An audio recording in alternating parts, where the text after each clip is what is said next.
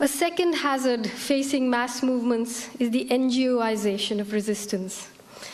It'll be easy to twist what I'm about to say into an indictment of all NGOs, but that would be a falsehood. In the murky waters of fake NGOs set up to siphon off grant money, or as tax dodgers, in states like Bihar, they're given as dowry. Of course, there are NGOs doing valuable work, but it's important to consider the NGO phenomenon in a broader context. In India, for instance, the funded NGO boom began in the late 1980s and early 1990s. It coincided with the opening of India's markets to neoliberalism.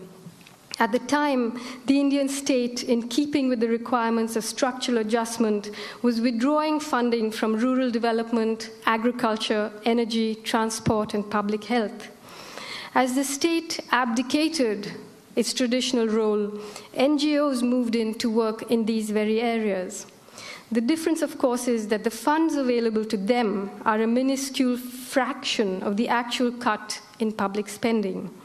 Most large funded NGOs are financed and patronized by aid and development agencies, which are in turn funded by Western governments, the World Bank, the UN, and some multinational corporations. Though they may not be the very same agencies, they are certainly part of the same loose political formation that oversees the neoliberal project and demands the slash in government spending in the first place. Why should these agencies fund NGOs? Could it just be old-fashioned missionary zeal? Guilt? It's a little more than that. NGOs give the impression that they're filling the vacuum created by a retreating state. And they are, but in a materially inconsequential way. Their real contribution is that they diffuse political anger and dole out as aid or benevolence what people ought to have by right.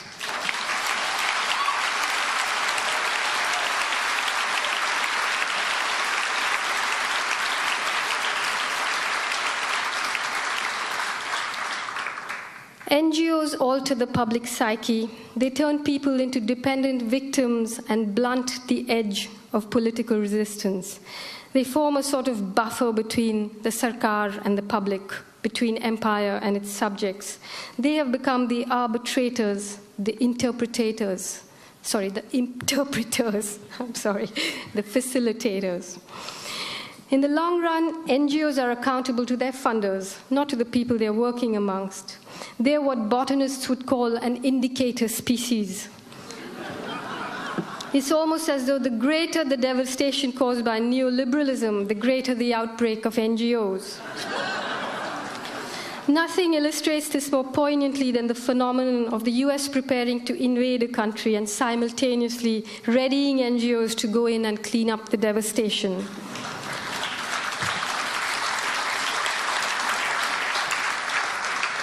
In order to make sure their funding isn't jeopardized and that the governments of the countries they work in will allow them to continue to function, NGOs have to present their work in a shallow framework, more or less shorn of a political or historical context, at any rate an inconvenient political or historical context. Apolitical, and therefore extremely political, distress reports from poor countries and war zones eventually make the dark people of these dark countries seem like pathological victims. Another malnutritioned Indian, another starving Ethiopian, another Afghan refugee camp, another maimed Sudanese in need of the white man's help. They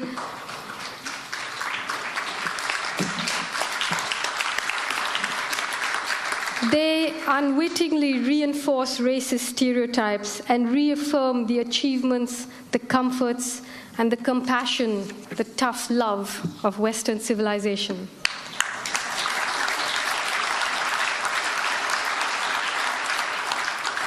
They're the secular missionaries of the modern world.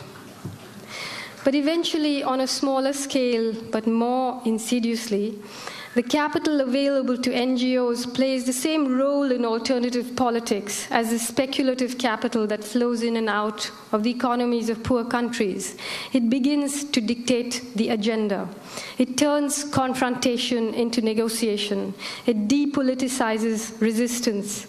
It interferes with local people's movements that have traditionally been self-reliant.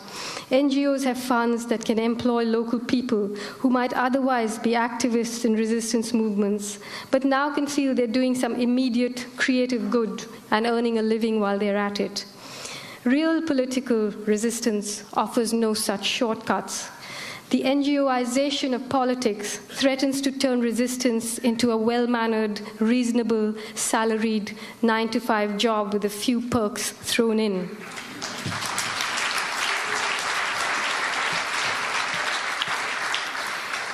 But real resistance has real consequences and no salary.